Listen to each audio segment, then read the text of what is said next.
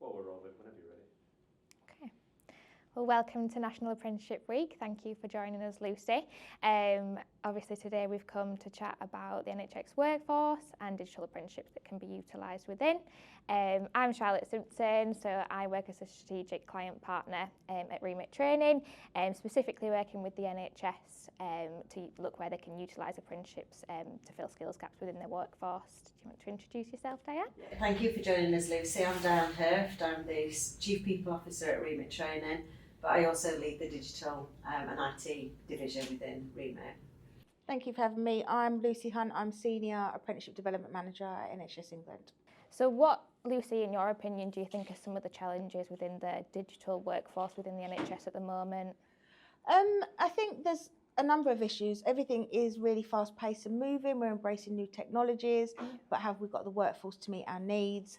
I know that in terms of attracting digital data professionals and young people, we wouldn't necessarily be the employer of choice. They might want to go to a more sexy tech company, but we are the biggest employer in the country. We've got a lot of opportunities for career pathways and progression, and we really want to attract young people in because that is the generation, they're born digital, and we can obviously train them to meet the needs of our workforce. Yeah, definitely, and I think it's something that's coming to light a lot within the NHS Trust at the moment, isn't it? Kind of focusing on the digital side of stuff where they might have focused mainly on clinical before. So yeah, it's definitely something that's growing within the NHS at the moment. Also mentioned around the long-term workforce plan. So in 2023, we had the first NHS long-term workforce plan published, and that focused mainly on clinical apprenticeships, and there was huge targets around expansion for that. But we are actually working with government to refresh the long-term workforce plan, and there is going to be more of a focus on corporate functions, and digital data are going to be a huge part of that. We're not sure what it looks like, but there's going to be a big piece around the attraction piece of attracting new talent in, but also progressing existing staff and making sure that they've got the skills they need for the future. Yeah, definitely, and I think with the digital skills, it kind of improves the clinical efficiency as well. So two together, obviously, that's the winner really, isn't it? And I think where maybe the NHS might have focused a lot on the clinical side, I think they're now tapping into maybe if the digital side is right, the clinical efficiency can also be improved by looking at things like data and all that type of stuff. Lucy, you touched on earlier on about making it more attractive, the NHS more attractive for younger people coming in. And I know that there has been some targeted work being done around attracting people from the younger generation because you've got an ageing workforce. So is there anything that you're doing actively to attract younger talent and looking at the demographics that you've got within the NHS?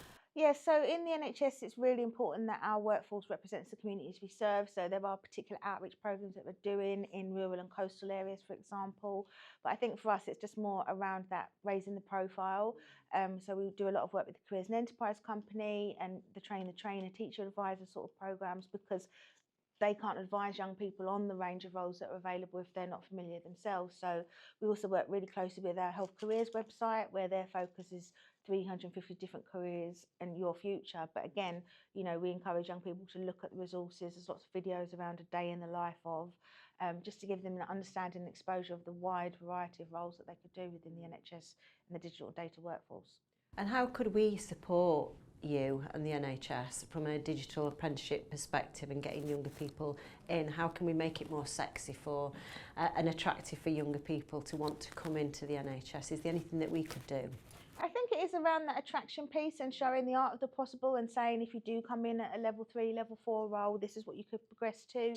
We're seeing more and more, the disadvantages of going this typical graduate route, the amount of young people that we get applying for some of our entry-level roles that have gone to university, have got a degree, but have got no work experience. I think that's incredibly unfair. So they could, bypass the traditional route and come in on a level 2, level 3, level 4 apprenticeship and essentially have a job for life. And it'll be varied, it'll be rewarding, and there'll definitely be career progression opportunities. But I think, it's just raising the awareness because, with my young children, they wouldn't have thought of the NHS, they wouldn't understand the range of digital and data roles. And I think, there's lots of kind of upgrades going on at the moment. We move from patient records, paper patient records to digital, use of AI that's coming in. There's lots of opportunities. Yeah, absolutely.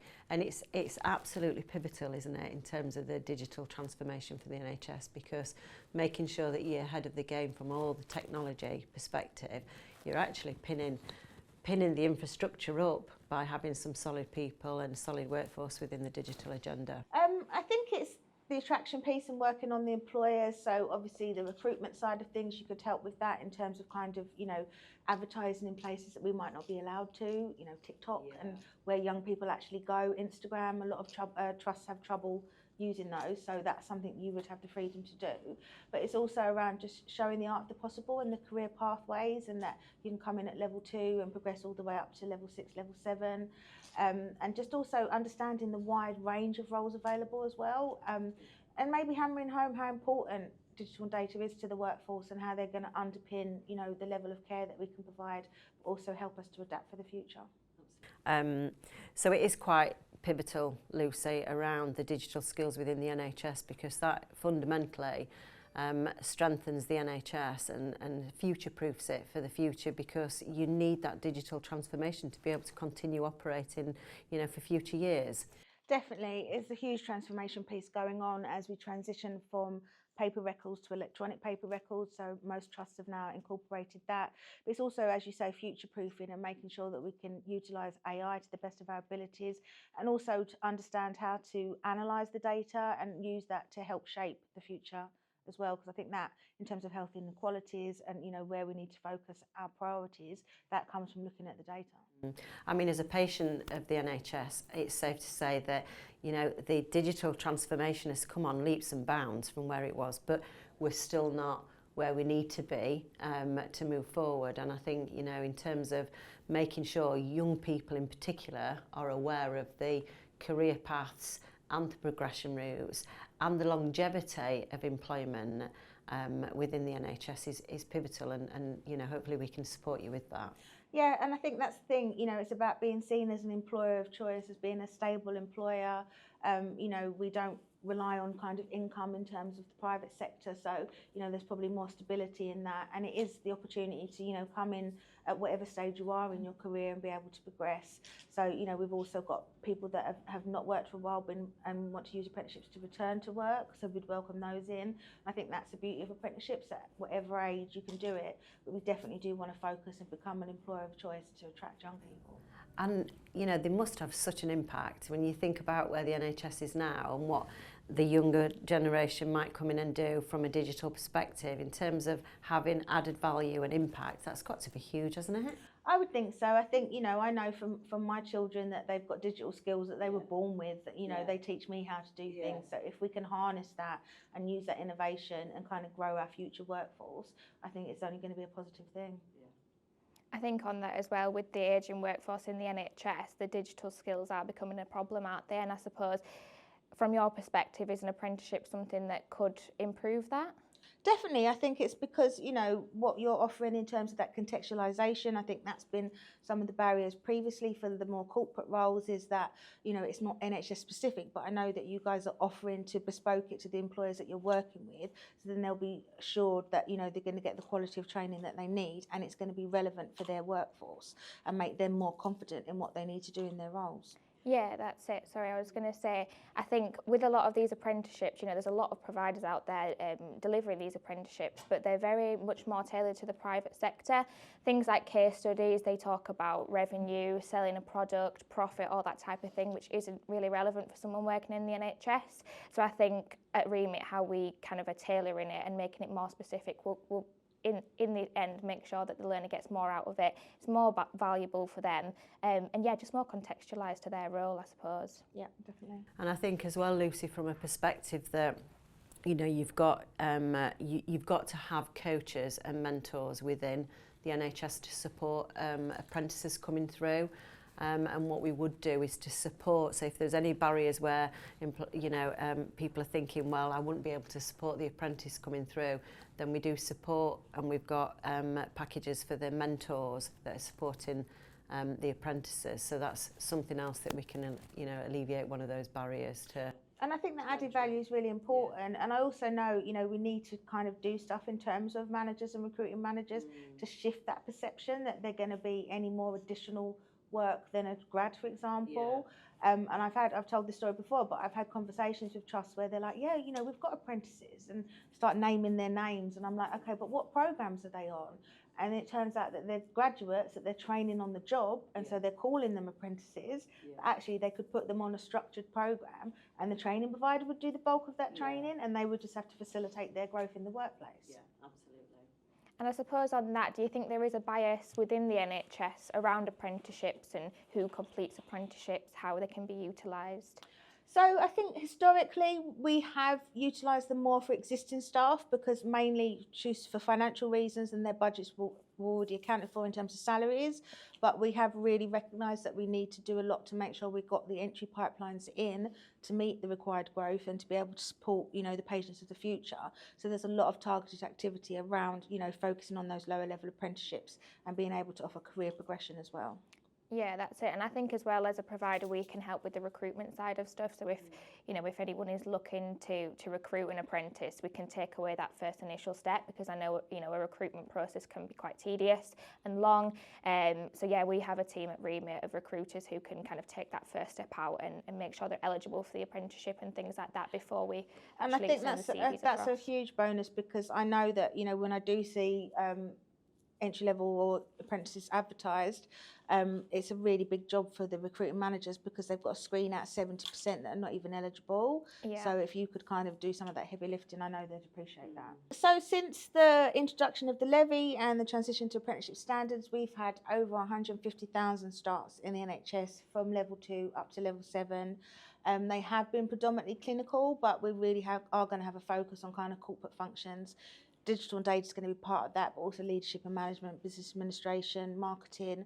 So again, it comes down to working with good quality providers to make sure that we can attract young talent into the NHS and help them progress their careers. So you touched on leadership and management there, Lucy, and we've started to produce and develop some modules for leaders and managers along with supporting mentors. So I know that we talk about accidental leaders within all organisations, and you know, you trust people that are doing a great job and that have got the right technical ability to be able to do that specific job, and because you entrust them with all sorts, they move into a leadership position, but not necessarily have got those skills to be able to lead and manage individuals. So we are developing some modules that will go alongside the digital apprenticeships, but we also do, you know, leadership and management training as well to support leaders and managers and coaches that are taking apprentices through. I think that would be really useful, because I do think there is a fear, and there's kind of, you know, we need to do some myth busting around, you know, having young people in the workforce, and we need to focus on the positives rather than that additional pastoral support that they may need. But again, it's wrong to make assumptions, because some of them, you know, are going to hit the ground running and are going to be showing their managers how to do things. And I guess obviously there's so many job roles within the NHS, but a lot of people find it hard to kind of work out whether they would be eligible for an apprenticeship, because they might not sit in a data kind of a data named role. However, what they're doing is mainly data. So I guess, do you have any ideas around there how we could kind of spread the message more to individuals within the trusts that may sit in a role that may be titled something different but actually is applicable to one of the digital apprenticeships, and they could utilise those? I would encourage those sort of people to talk to their apprenticeship lead, because I think there's more and more recognition that actually just because your job title doesn't match the apprenticeship standard doesn't mean it wouldn't be a really good way to kind of develop your skills. So I think, yeah, there's a lot of work going on around that. But it's also just kind of, you know, challenging the perception that apprenticeships aren't only for young people. We've got a lot of older learners that are really, really benefiting in their careers by being able to learn skills through the apprenticeships. So Lucy, currently, how are you increasing diversity and social mobility through apprenticeships? I think think increasing diversity in social mobility is just a positive benefit of apprenticeships. They do seem to attract a wider talent pool. For some people that need to earn a salary younger, perhaps they're career experienced, or for those that, you know, have always not ruled out the traditional route and, you know, haven't got that family backing, then being able to kind of earn while you're learning the traditional apprenticeship model is really attractive.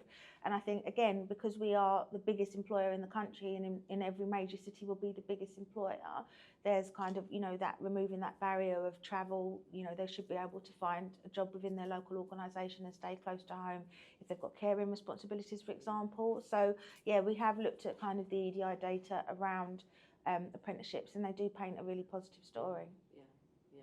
Brilliant. And I guess when looking at an apprenticeship, for example, a manager may think that taking on an apprentice may be a bit of a taboo or a bit of a problem for their team, because they associate that with a younger individual who's got no experience and things like that. However, when we look at it, we like to look at it from the perspective of that it kind of benefits every level, so it even benefits the managers, it makes everything more efficient in the team. I guess within the NHS and looking at the structure, what could you say on the event of, like, if you get a young apprentice, how much does it affect, you know, the full team, the managers, that type of thing? You know, from the anecdotal evidence I hear from employers, it actually is a really positive thing. It boosts the morale in the whole team.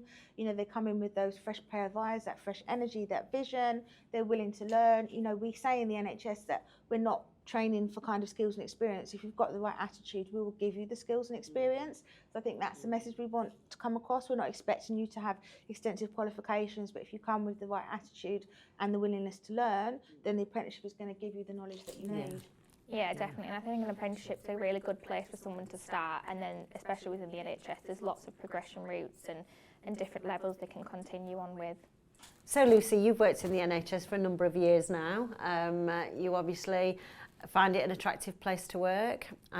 So why? So my background was colleges and kind of traditional FE education before I joined the NHS, and I think for me it's just that kind of feeling that you're adding value, that you're making a difference. And yes, I might not be out on the front line, you know, treating patients, but the work I'm doing is making sure that we've got the staff to ensure that patients are being treated. So I'm really, really proud of that, and it is very rewarding, especially when I catch up with apprentices that, you know, I might have met a few years before and see how well they're doing and the value that they're adding. Yeah. So obviously I'm biased, but I think apprenticeships are a no-brainer for the NHS.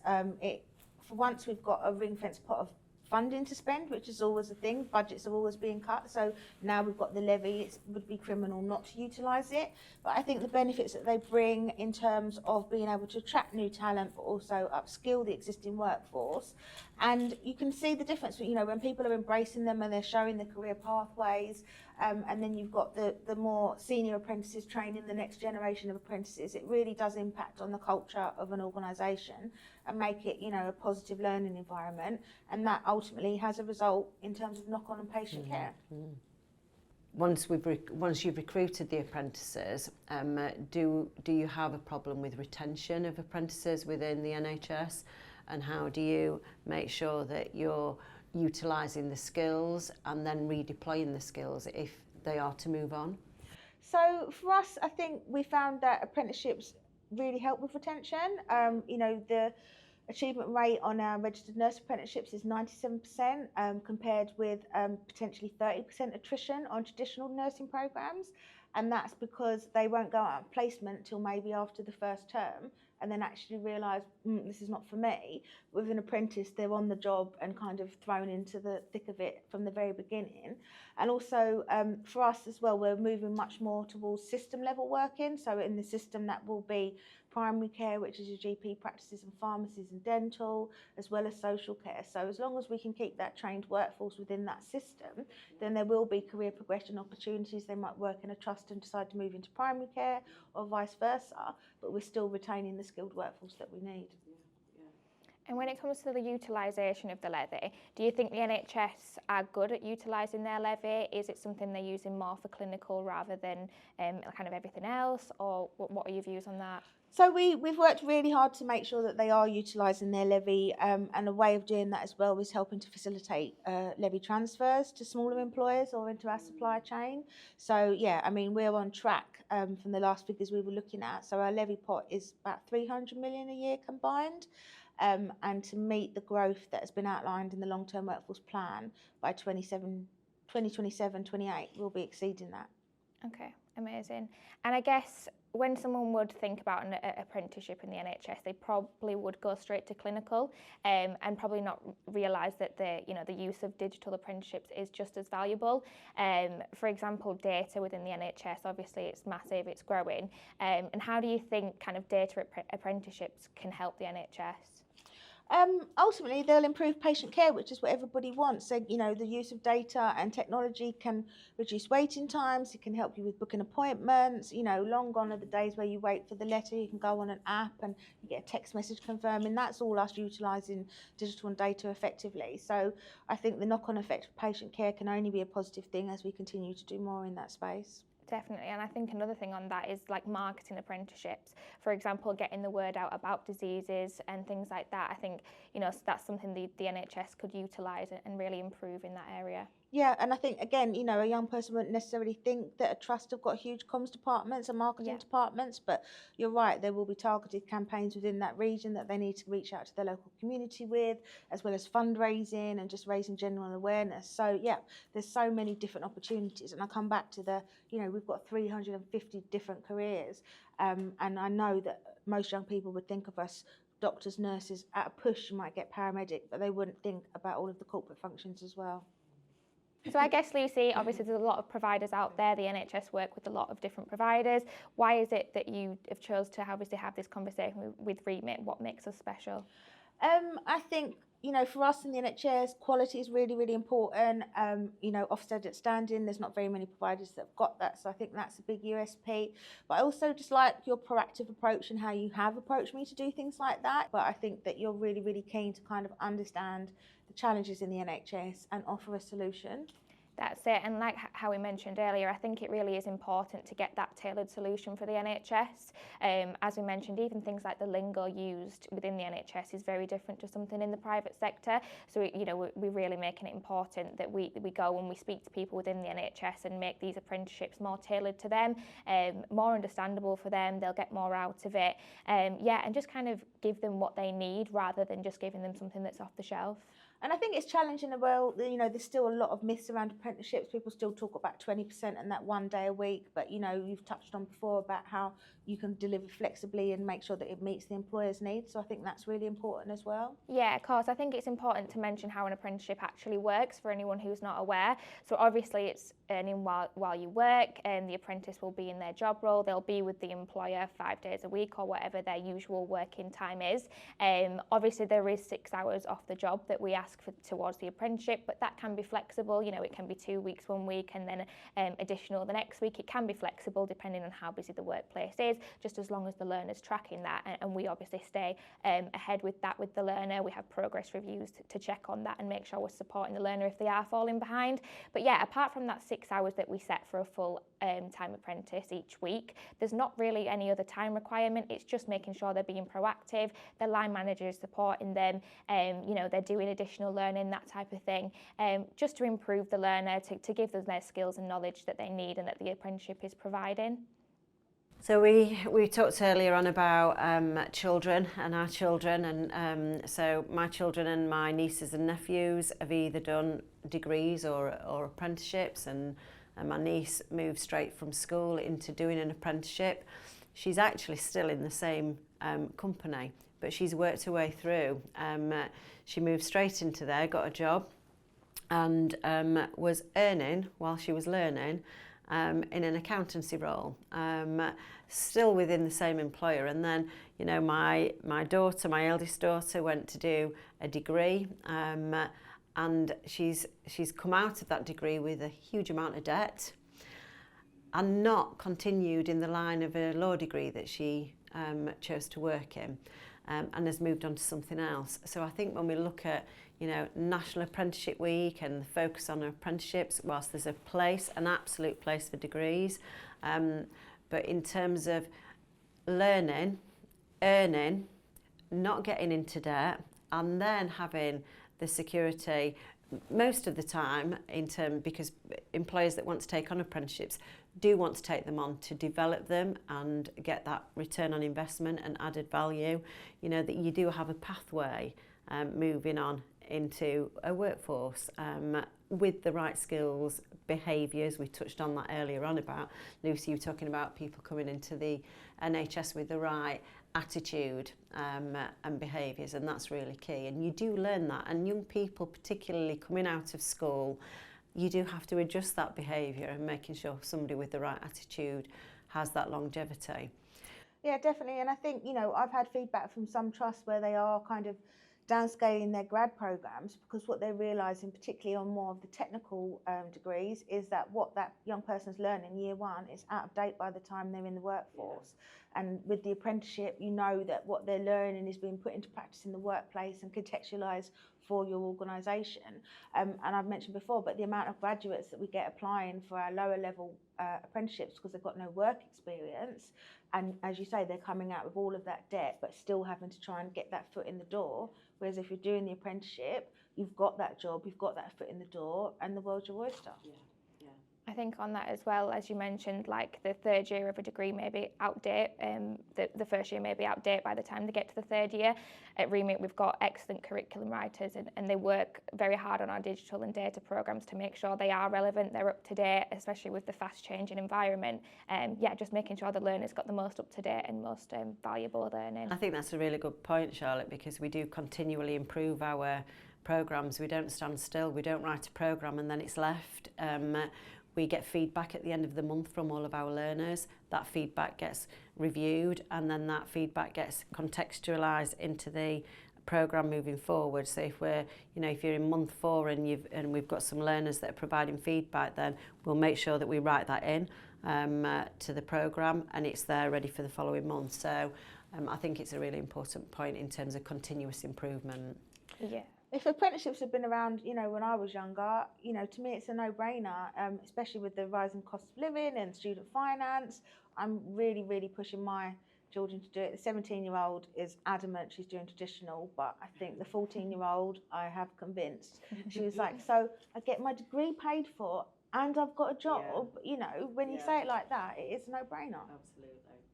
Yeah, and I think we're putting a lot of emphasis as well on getting feedback from our NHS learners at the moment to make sure, there may be systems that they're using within their role that we haven't really tapped into yet. So we're making sure we get all that feedback so we can continually improve our programmes and make sure that, all NHS learners get the most out of it.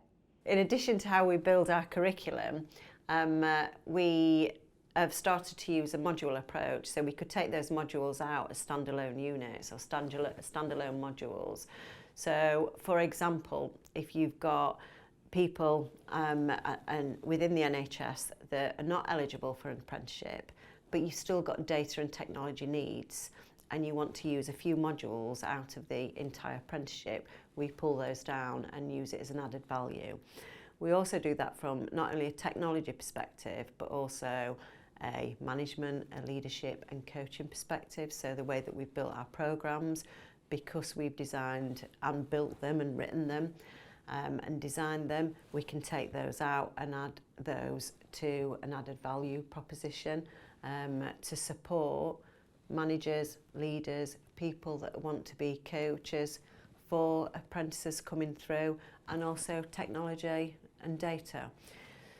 I think that would be really useful, because I think, as you say, there's some people that wouldn't necessarily need a full apprenticeship, but they do need to refresh or upskill in terms of their digital. There's a lot of people in the NHS that have been in roles for a long time, and technology has evolved really, really quickly. So be able to do a quick refresher from that would be really valuable. Yeah. So the government have said that digital skills gaps are costing the economy $63 billion per year. With NHS being one of the largest employers, how do you think apprenticeships can be utilised to kind of fill those skill gaps? Well, any way we can kind of utilise digital skills to streamline efficiency, to improve services, to speed things up. We know waiting times is often a huge issue. So any technology that we can kind of incorporate and upskilling our workforce to be able to help with those processes and automating some of those processes can only be a positive thing. Yeah, and I think the digital sector is a really exciting space. I think there's more and more job roles each and every year in the digital space, and it's a really exciting sector to get involved with and get into as a younger individual. So if an employer is quite hesitant to take on an apprentice or upskill one of their staff on an apprenticeship, what would you say to them? I would say get over it. I would say, embrace the fact that you have got this pot of levy to spend, and that you need to future-proof your workforce, and whether that's upskilling existing staff or attracting new talent. I think there's still a lot of myths that need to be busted around apprenticeships, but from the experiences and journeys that I'm hearing, we are utilising them really well, and it's offering great opportunities. So what would you say are the roadblocks in terms of apprenticeships within the NHS? I think a big part of it is still lack of understanding. I think we've kind of cracked it in terms of clinical, and people can see the positives that they're getting to put into practice, the skills that they're utilising, that we've got them, on the front line much quicker than with traditional degrees. So I think it's just fear of the unknown. We have typically always recruited grads, but I think that more and more employers are recognising that those grads might come with some level of technical experience, but they still need to have it contextualised to the systems that we use, the processes we use. So by actually, taking it back a step and growing your own talent via the apprenticeship route, you're navigating all of those issues and making sure that they're adding value from almost day one. And I guess as a provider, we put together flyers, information sheets, we hold webinars and different information sessions. Is there anything else that you think we could be doing to help the NHS get that word and understanding of apprenticeships out? I would just encourage them to talk to providers, because I think, again, it's the fear of the unknown and thinking that they're going to have to navigate it all themselves. But, where you offer the complete service from recruitment and then that on-programme support and then potentially any added value for managers or mentors, I think it's understanding what is available. And I think there's still, more we need to do to promote that actually, apprenticeships are easier to navigate than they used to be, especially when you're working with a good quality provider that understands the needs of the NHS. Yeah, so I would recommend anyone that's watching this podcast and may want to get a better understanding of apprenticeships or see where they could be utilised within their NHS trust to reach out, and we can kind of provide all the assistance they may need, provide information sessions and things like that. So Lucy, thank you so much for supporting us on this podcast today. Thank you for everything that you're doing, and thank you for all the support that you provided us as a provider. Thank you. You're welcome.